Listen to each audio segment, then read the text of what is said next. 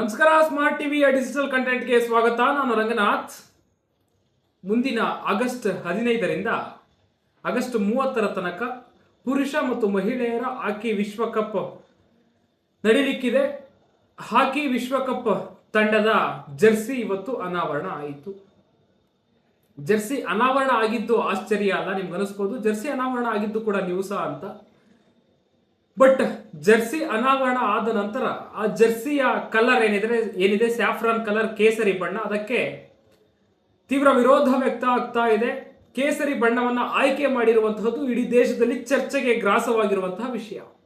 ಇವತ್ತು ಸಂಸದೆ ಹಾಗೂ ಕಾಂಗ್ರೆಸ್ ನಾಯಕಿ ಪ್ರಿಯಾಂಕಾ ಗಾಂಧಿ ವಾದ್ರಾ ಅವರು ತೀವ್ರವಾಗಿ ಇದನ್ನು ವಿರೋಧಿಸಿದರು. ದೇಶದ ಇತಿಹಾಸವನ್ನ ತಿರುಚಲಿಕ್ಕೆ ಹೊರಟಿದ್ದಾರೆ ಎನ್ನುವಂತಹ ಹೇಳಿಕೆಯಿಂದ ಹಿಡಿದು ಹಾಗಾಗುತ್ತೆ, ದೇಶದಲ್ಲಿ ಹೀಗಾಗುತ್ತೆ, ಯುವಕರು ಮೊನ್ನೆ ಜಂತರ್ ಮಂತ್ರನಲ್ಲಿ ಪ್ರತಿಭಟನೆ ಮಾಡಿದ್ದೆ ಸಾಕ್ಷಿ, ಮುಂದೊಂದು ದಿನ ಇನ್ನೂ ಪ್ರತಿಭಟನೆಯ ತೀವ್ರ ಸ್ವರೂಪ ಆಗುತ್ತೆ, ಅದು ಇದು ಡ್ಯಾಶು ಡ್ಯಾಶು ಅಂತ ಹೇಳ್ಬಿಟ್ಟು ಈ ನಿರ್ಧಾರವನ್ನ ಟೀಕೆ ಮಾಡಿದ್ರು. ಪ್ರಿಯಾಂಕಾ ಗಾಂಧಿ ಅವರ ಆದಿಯಾಗಿ ಒಂದು ಗುಂಪಿನ ಜನರು ಅಂತ ಏನ್ ಕರೆಸ್ಕೊಳ್ತಾರೆ, ಜಾತ್ಯತೀತರು ಅಂತ ಏನ್ ಕರೆಸ್ಕೊಳ್ತಾರೆ, ಅವರದ್ದು ಕೂಡ ಇದೇ ವಾದ.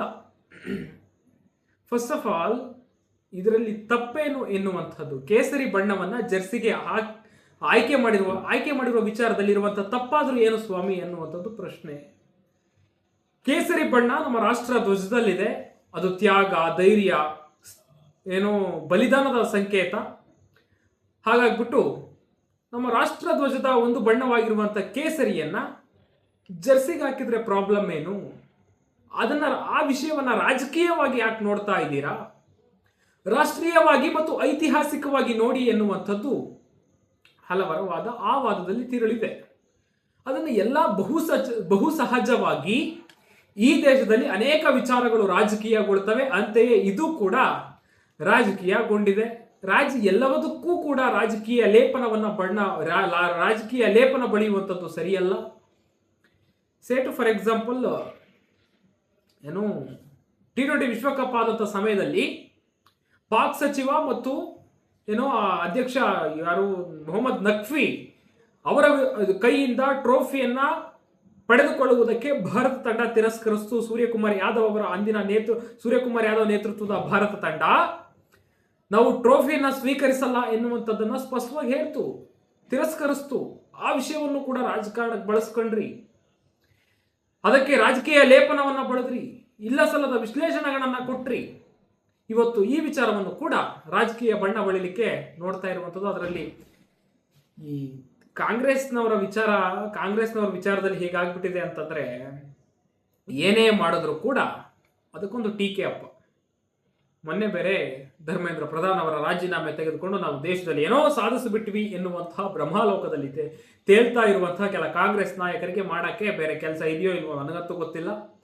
ಇಂತಹ ವಿಷಯಗಳನ್ನು ಇಟ್ಕೊಂಡು ಇಲ್ಲದೇ ಇರುವಂತಹ ಚರ್ಚೆಯನ್ನು ಹುಟ್ಟುಹಾಕಿ ದೇಶದಲ್ಲಿ ಒಂದು ಗೊಂದಲದ ವಾತಾವರಣವನ್ನು ನಿರ್ಮಾಣ ಮಾಡ್ಲಿಕ್ಕಂತೂ ಇವರು ಪ್ರಯತ್ನ ಮಾಡ್ತಿರುವಂಥದ್ದು ಅಂತ ಅನಿಸ್ತಾ ಇದೆಯಪ್ಪ ಮೇಲ್ನೋಟಕ್ಕೆ, ಈ ಎಲ್ಲ ಹೇಳಿಕೆಗಳನ್ನ ಗಮನಿಸಿದ್ರೆ. ಏನಿದೆ ಅದರಲ್ಲಿ ಅಂದ್ರೆ ಸುಮ್ಮನೆ ಬಣ್ಣವನ್ನ ಬದಲಾಯಿಸಿರುವಂತಹದ್ದಲ್ಲ, ಅದಕ್ಕೊಂದು ಲಾಜಿಕಲ್ ಕಾರಣ ಕೂಡ ಇದೆ, ತಾಂತ್ರಿಕ ಸಮಸ್ಯೆ ಕೂಡ ಇದೆ. ಹಾಕಿ ಕೋರ್ಟ್ ಸಿಂಥೆಟಿಕ್ ಇದು ಟ್ರ್ಯಾಕ್ ಏನಿದೆಯಲ್ಲ, ನೆಲದ ಹಾಸುಗೆ, ಅದು ಕೂಡ ಬ್ಲೂ. ನಮ್ಮ ಸಾಂಪ್ರದಾಯಿಕ ಹಾಕಿ ತಂಡದ ಜರ್ಸಿ ಕೂಡ ಬ್ಲೂ ಆಗಿತ್ತು. ಅದೆರಡರ ಬಣ್ಣ ಒಂದೇ ಆಗಿರೋದ್ರಿಂದ ಒಂದು ಸ್ವಲ್ಪ ಕಲರ್ ಸಮಸ್ಯೆ ಆಗುತ್ತೆ. ಹಾಗಾಗ್ಬಿಟ್ಟು ಬದಲಾವಣೆಯನ್ನ ಮಾಡೋಣ ಎನ್ನುವಂಥದ್ದು. ಬರೀ ಕೇಸರಿ ಕಲರ್ ಅಲ್ಲ, ಅವ್ರಿಗೆ ಕೊಡುವಂತ ಕಿಟ್ಟಿನಲ್ಲಿ ಕೇಸರಿಯ ಜೊತೆಗೆ ಕೇಸರಿ ಮತ್ತು ಬಿಳಿ ಬಣ್ಣದ ಮಿಶ್ರಿತವಾದಂಥ ಇನ್ನೊಂದು ಜರ್ಸಿಯನ್ನು ಕೂಡ ಕೊಡಲಾಗುತ್ತೆ. ಆ ಒಂದು ತಾಂತ್ರಿಕ ಸಮಸ್ಯೆಯಿಂದ ಈ ಒಂದು ನಿರ್ಧಾರವನ್ನ ಮಾಡಿರುವಂಥದ್ದು. ಇದಕ್ಕೂ ಕೂಡ ರಾಜಕೀಯ ಬಣ್ಣವನ್ನ ಬಳಿಯುವಂಥದ್ದು ತರವಲ್ಲ. ಅದರ ಜೊತೆಗೆ ಇನ್ನೊಂದು ವಿಷಯ, 2019ರ ವಿಶ್ವಕಪ್ ನಡೀತಲ್ವಾ, ಯಾವುದು ಏಕದಿನ ವಿಶ್ವಕಪ್, ಆ ಸಮಯದಲ್ಲಿ ಭಾರತ ಮತ್ತು ಇಂಗ್ಲೆಂಡ್ ನಡುವಿನ ಪಂದ್ಯಕ್ಕೆ ಯಾವುದು ಬ್ಲೂ ಆರೆಂಜ್ ಜರ್ಸಿಯನ್ನ ಭಾರತ ತಂಡ ಬಳಸಿತ್ತು. ಆಗ್ಲೂ ಕೂಡ ಕಾಂಗ್ರೆಸ್ನವರು ಇದೇ ವಾದವನ್ನ ಮಾಡಿದಂಥದ್ದು. ಅದಕ್ಕೂ ಕೂಡ ಒಂದು ಕಾರಣ ಇತ್ತು. ICCಯ ನಿಯಮದ ಪ್ರಕಾರ ಎರಡೂ ತಂಡಗಳು ಕೂಡ ಒಂದೇ ಬಣ್ಣದ ಜರ್ಸಿಯನ್ನ ಅಥವಾ ಸಮವಸ್ತ್ರವನ್ನು ತೊಟ್ಟು ಮೈದಾನಕ್ಕಿಳಿಯುವಂತಿಲ್ಲ ಎನ್ನುವಂಥದ್ದು ICCಯ ನಿಯಮ. ಆ ಕಾರಣದಿಂದಾಗಿ ಅವತ್ತು ಕೂಡ ಏನು ಬ್ಲೂ ಆರೆಂಜ್ ಮಿಶ್ರಿತವಾದಂಥ ಒಂದು ಜೆರ್ಸಿಯನ್ನ ಭಾರತ ತಂಡ ಧರಿಸಿತ್ತು. ಅದಕ್ಕೂ ಕೂಡ ಅವತ್ತು ಕೂಡ ಕಾಂಗ್ರೆಸ್ನವರ ಅಂದ್ರೆ ಕಾಂಗ್ರೆಸ್ನವರು ಅಂದ್ರೆ ಎಲ್ಲರೂ ಅಲ್ಲ, ಈ ರೀತಿಯಾದಂತಹ ಜಾತ್ಯತೀತರು ಅಂತ ಕರೆಸ್ಕೊಳ್ಳುವಂತ ಒಂದು ಗುಂಪಿನ ವಾದ ಅವತ್ತು ಇನ್ಕ್ಲೂಡಿಂಗ್ ಕಾಂಗ್ರೆಸ್ನ ವಕ್ತಾರ ಪವನ್ ಖೇರ್ ಅವರೇ ಈ ವಿಚಾರವನ್ನ ಇದು ಮಾಡಲಿಲ್ಲ. ಏನ್ ಹೇಳಿದ್ರು ಅಂತಂದ್ರೆ ಜೆರ್ಸಿಯ ವಿಚಾರವನ್ನ ನಿರ್ಧರಿಸುವಂಥದ್ದು BCCI ಮತ್ತು ICCI, ದೇಶದಲ್ಲಿ ಇರ್ತಕ್ಕಂಥ ಸರ್ಕಾರವಲ್ಲ, ಪಕ್ಷವಲ್ಲ ಅಂತ ಹೇಳ್ಬಿಟ್ಟು ಹೇಳಿದ್ರು ಡೈರೆಕ್ಟ್ ಆಗಿ.